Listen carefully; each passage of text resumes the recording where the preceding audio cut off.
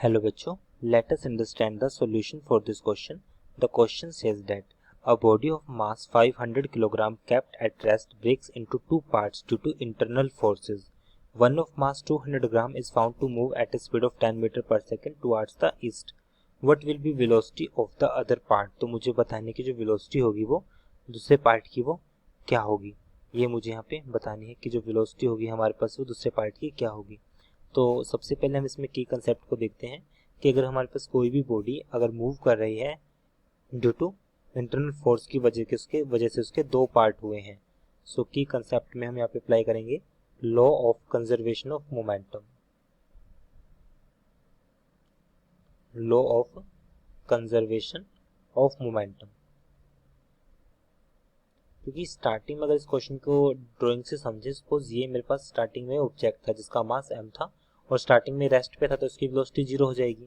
तो जैसे ही internal force की वजह से दो पार्ट्स में ब्रेक होता है, एक पार्ट हमारे पास कुछ इस तरह से होगा और एक पार्ट सपोज करता हूँ ये वेस्ट डायरेक्शन में मूव करेगा। सो यहाँ पर ये इसकी वेलोसिटी v2 है, ये वेलोसिटी हमारे पास v1 है।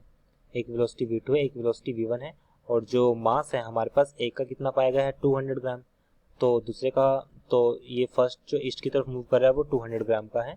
तो बाय डिफॉल्ट ये वैल्यू कितनी की हो जाएगी, ये 300 ग्राम की हो जाएगी, क्योंकि 500 में से 200 ग्राम गया तो ये 300 ग्राम बचेगा। तो मुझे बताना है कि what will be velocity of other part, जो अदर पार्ट की जो वेलोसिटी होगी v2 v1 होगा, वो मुझे बताना है क्या होगा, ये मुझे यहाँ पे बताना है। So now solution for this question.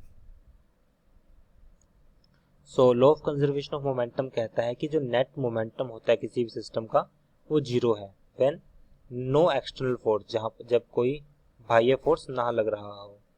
When no external force, since यहाँ पे तो इंटरनल फोर्स की वजह से है, तो स्टार्टिंग में मास था ऑब्जेक्ट का m, वेलोसिटी थी v, बाद में m1 v1 plus m2 v2। अब एक पार्ट टोटल मास कितना था 500 किलोग्राम।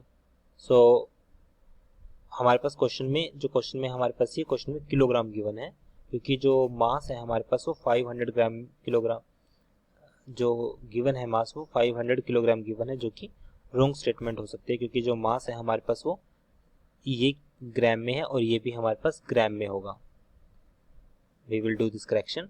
सो 500 ग्राम, वेलोसिटी कितनी है 0, मास हमारे पास कितना है स्टार्टिंग में m1 का मास कितना है, ये m1 है, सॉरी ये m1 है जिसका मास है 300 ग्राम।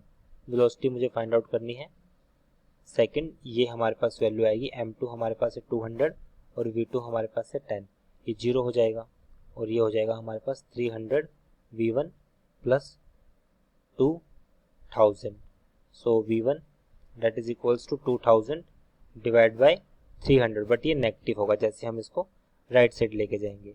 तो यहाँ से अब इसको सॉल्व करते हैं, हमारे पास जो 2000 था उसको हमने 300 से डिवाइड किया, सो वैल्यू हमारे पास आएगी 6.67 यूनिट होगी इसकी मीटर पर सेकंड, और डायरेक्शन क्या होगी इसकी वेस्ट, बिकॉज वो अपोजिट डायरेक्शन में नेगेटिव है।